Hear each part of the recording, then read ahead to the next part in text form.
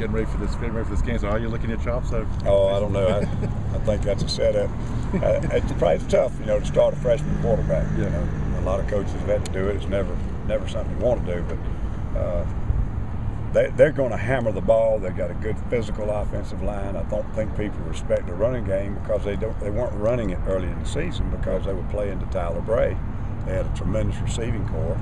They got one of the best wide receivers hurt 3 or 4 weeks ago. They lost a quarterback 2 or 3 weeks ago. Yeah. So all of a sudden they've had to change gears, and they had to change gears on 2 of the best defenses in America. And I'm not fooled by anything. I know it's going to be difficult to play a freshman quarterback. Tennessee's got a good enough football team. We've got to play well. We'll have our hands full. So they're going to try to protect it by running the ball? Well, I think so. I think they will. It's common sense. And I mean, they'll throw it. Because I think Justin's very capable of throwing the ball. He's got great pocket ability. And they're going to spread it out, let him get it out of his hands quickly, and they're going to probably max protect and let him throw deep. So we'll have to be ready for it all. But the last couple of 3 weeks, and even when they've had Tyler Bray, the last 2 or 3 weeks now, they have run the football. They had 2 or 3 drives on Georgia. They had 2 or 3 drives on LSU. They're capable of moving the football on anybody. They've just had a few bad breaks. They had 2 14-play series against Georgia in the first half. So they're better offense than people give them credit. How's Kelsey Quarles played? He's played pretty well. His typical freshman mistakes. We have to keep rotating him in and out and things like that. But I think he's probably the most talented tackle we've got. Yeah. And he's still young. But when you just talk about the physical abilities, and I think as he learns how to play the position and gets a little bit more consistent, he's going to be a great player. I noticed on the depth chart this week at both linebacker spots, you got basically co-starters.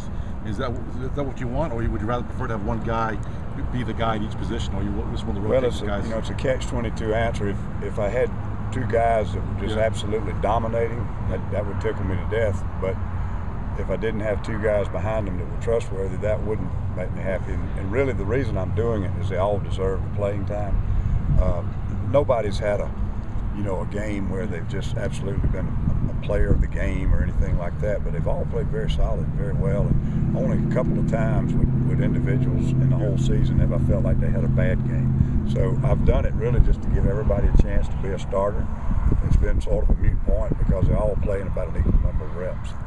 Has Reginald Bones been a surprise for you this year? Not a surprise. The way he's played? Not a surprise, but a pleasant progress, if you will. Yeah. Reggie's been hurt off and on all through his career, and that's what's hampered his progress. He's a guy that was learning to play the position. He came in with a shoulder injury. He got behind. I think the next spring he got a knee hurt, and he got behind. And I think the next year he might have had an ankle in the middle of 2 days or something. But every time he'd be challenging for playing time, he would get knocked back by missing practice. He's the physically most talented kid I got at linebacker. Biggest, strongest, fastest, and he's really become a good player now. He's had a chance to learn how to play. Coach, looks like Chaz Sutton's gotten a couple snaps a game.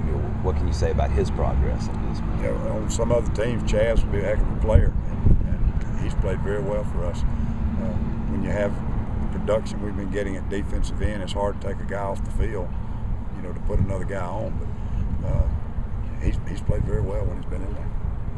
I guess Bryson Williams and Victor Hampton are they healthy and ready to go? Yeah, I don't know if they're 100%. Everybody's got a fingernail or a toe or something this time of the year. But Vic had a good week of practice, and Bryson did too. Bryson's a little more behind learning-wise. He missed all that time with a broken hand, and then when he came back, he had another week with the thigh, and he hasn't really gotten back into where he's completely comfortable with all his adjustments.